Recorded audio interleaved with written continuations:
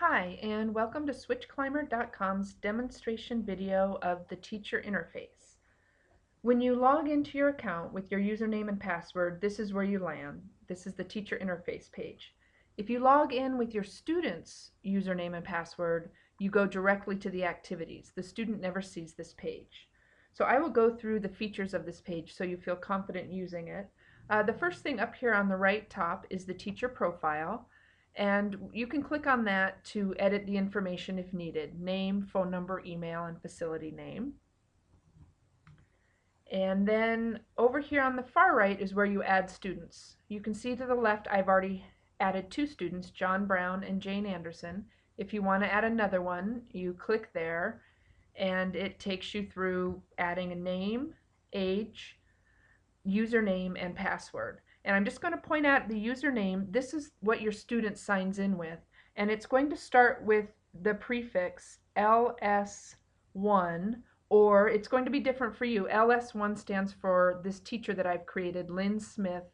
1 means it's her first account, dot username, and then the password. So when you sign your student in, make sure they sign in with the prefix and the username you create.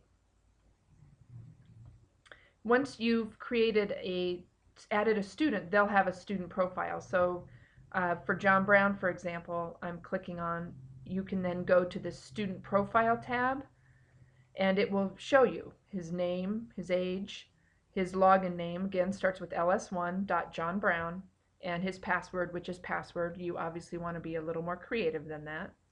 And then when John Brown's highlighted here, you go to the activities, and you can set his goals manually or with the goal setting wizard over here. I'm not going to go through the goal setting wizard. It's pretty self-explanatory.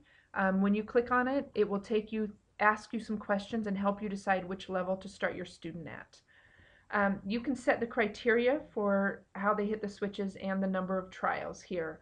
And just really briefly, I'm going to address why some of the numbers are so low for criteria. It's also on our frequently asked questions page. But it's set that way because some levels address two-switch interaction, and they measure the number of times the lesser used switch is hit. And that's in order to determine if the student is using both switches relatively equally. Perfectly equal would be 50-50, but obviously no one uses switches that way, nor do we want them to. This just gives you an idea. Are they using both switches somewhat equally? And you don't have to use this data if you don't want to. You can select whatever level you want for them. Right now, level 1 is highlighted. If you want them to go to level 2, just click on level 2, and when you start student session, that's where they will be.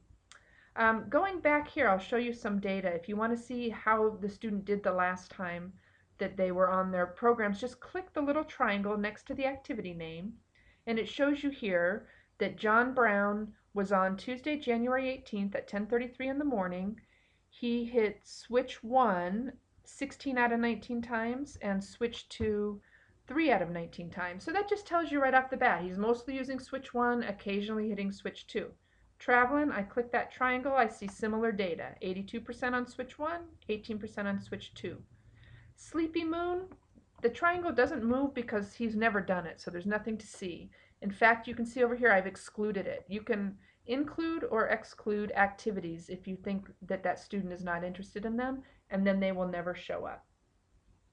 So once you're all set here, you just start student session, and they go right to the activities, and this is where you can monitor and change levels and change the goals. And if you have any questions about any of this, as always, feel free to email me at Michelle, Mishelle, @SwitchClimber.com. Thanks.